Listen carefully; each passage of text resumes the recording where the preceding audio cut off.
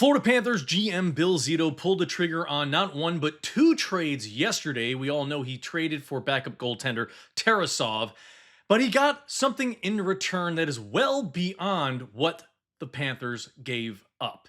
I'll tell you what they gave up, what they got in return, how this could possibly change how Bill Zito is going to move forward on putting in some of those missing pieces into this roster, as well as re-signing some of the big free agents. Guys, this is Panthers Digest. Thank you so much for joining me. I'm your host, Greg Andrews, and do not forget to hit that subscribe button down below so you can stay up to date with anything and everything that has to do with your back-to-back Stanley Cup champion, Florida Panthers. And guys, those of you who keep returning to watch the videos, thank you so much for your support, but you haven't been hitting that subscribe button down below. It takes half a second, guys. Click that button so you will know what is going on with these episodes, especially when there's breaking news, and there will be a lot of it, I'm sure, in the next few days as free agency looms on July 1st, and as we have the draft this evening, which would be very exciting, even though the Panthers do not have a single pick in the first 3 rounds. However, what just happened yesterday in the second trade that the Panthers made, well, it was actually a pretty good return considering what they gave up. So, jump right into it, guys. This is who they gave up. Justin Sordiff. Well, not a whole lot there for a player who's only played 4 NHL games. He had 3 in 23-24. He had 1 this past season where he scored his first NHL goal, but he's had some trouble trying to come up and fit on this roster. There has not been space for him.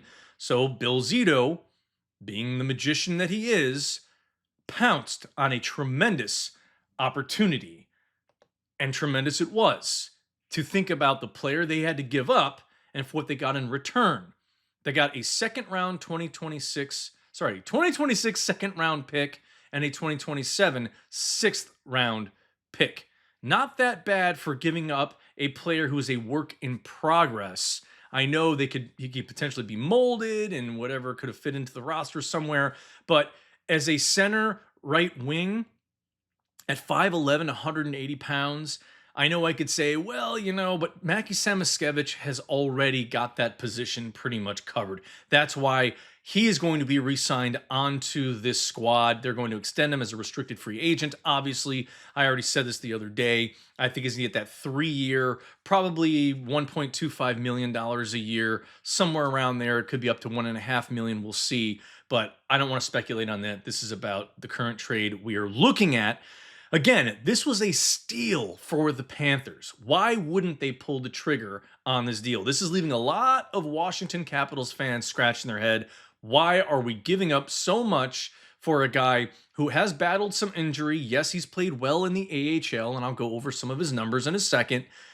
But the Panthers don't really have anything to lose in this player, considering the prospects they do have, the way that Bill Zito was able to find talent that's either unrestricted free agents or in the draft, which I'm sure he will do today. I would say, and I'll get into this actually in a second, I'm not going to give it away yet. So anyways, Bill Zito's genius. He doesn't make moves for no reason. Again, getting a second round pick, even though it's next year, not this year, that is still a very good move by him and this organization. I mean, again, he's a magician when it comes to pulling the trigger on trades. Again, Marchand, getting Seth Jones, 2 incredible trades during the regular season and didn't have to give up too much. And the thing I love about Seth Jones, let's not forget, the Chicago Blackhawks are still paying for 26% of his yearly salary. So that's one heck of a steal for the Florida Panthers, getting an incredible defenseman. So back to this, though. What we're looking at, a guy who was the 87th overall pick in 2020. Yes, that was Bill Zito's very first year. Making $848,000 a year, but no longer need to because he's not a restricted free agent with the Panthers. He's now on the Washington Capitals squad. So we don't have any picks in the first 3 rounds this year, but hey, next year we can look forward to a lot of great things. But as far as this guy and what we're giving up, well, he's done great in the AHL. He had 34 points in 43 games this year. They made it to the Calder Cup. They did lose in 6 games, unfortunately. But he was 5th in goals on the team, 6th in the points in only 43 games. That is impressive in the AHL, but that is not the NHL. His 0.79 points per game is the second highest on the team with at least 20 games played. Again, that's impressive to do with only 43 games under your belt.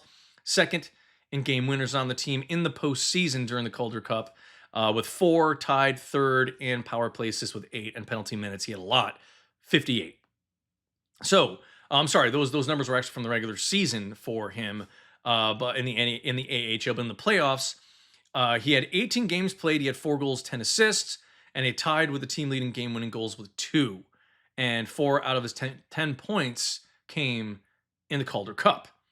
Like I said, he has been injured here and there. He's missed a little bit of time. He is only 23 years old, though. So there is room for him to improve. And I just think that, like I said, Florida has enough prospects with Mackie Samoskevich. You know, they're going to extend his contract now.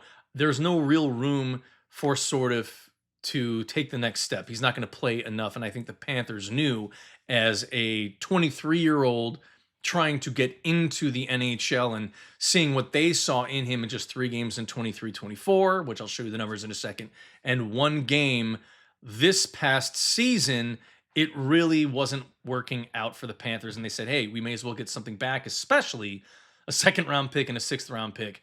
That's pretty good. So here we are. These are the numbers. Not a whole lot there. Not a whole lot. 1 goal in each of the last 2 seasons. I'm sorry, 1 goal only in each of the last 2 seasons. 1 goal is all he has accounted for, a plus minus of +1. He hasn't done a lot. When they brought him up, they gave him a shot. They took a look. In the 1 game that he did score this last year, that was his first NHL goal. Congratulations for that. But still, there's not a lot for the Panthers to say, hey, we're going to keep you on the squad. You're going to be an up-and-comer. We think you're going to make waves in the future, so on and so forth. But no, he's worth it. The price that they got back, what they got back for the price they had to give up, it was worth it in every sense of the word, of having to sell this guy and trade him. So there are promising numbers for him, but yeah, I think future capital will be good. And this is the current squad. We all know what this is. The reason why I'm showing you guys this is because I think Bill Zito has something up his sleeve. I talked about the possibility of Evan Rodriguez being a cap casualty that would free up $3 million in cap space. Well, because we got future draft capital, especially a 2nd-round pick next year, could Bill Zito, if Aaron Ekblad, if there's some issues with the Aaron Ekblad contract negotiations, and right now it seems like teams are lining up to throw offers at him starting on July 1st, he might be really inclined to look at the free agency market, and he might go for broke and try to get paid more rather than win. And it just seems like the Panthers are probably going to tell him, hey, you know what? You've been here for 11 years. You've won 2 Stanley Cups. You can go make your money. If you're not willing to take the cut, then so be it.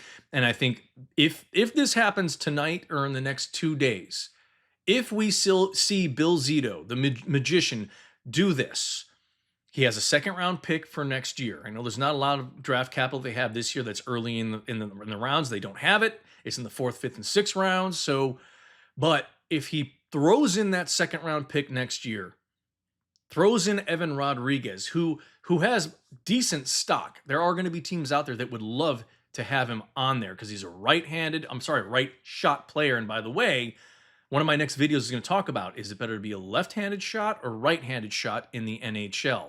Or does it not make a difference? But that's a video for a different day. But anyways, they can give up that draft, that 2nd draft pick, maybe another one, and Evan Rodriguez, and potentially look for a defenseman. Like I said, Mackey's going to be coming up. They're going to put him in the roster. I do think that they're going to be able to re-sign Marchand. They're going to re-sign Bennett. And if they do lose Ekblad, that's going to keep that cap space. We're going to have some wiggle room there. They could be able to re-sign Schmidt then. And then they could try to find, if they get rid of Rodriguez, that $3 million they clear up. Well, you could probably put in a good $4 or $5 million into a potential younger veteran who's a great defenseman, big body. Bring him in, get rid of that 2nd-round pick, get rid of Evan Rodriguez. You still have the solid defenseman in Schmidt. You could probably bring in Nosek again and re-sign him. Then find a free agent defenseman out there that would be more than happy to come here, take a $4 to $5 million per year, or maybe even less.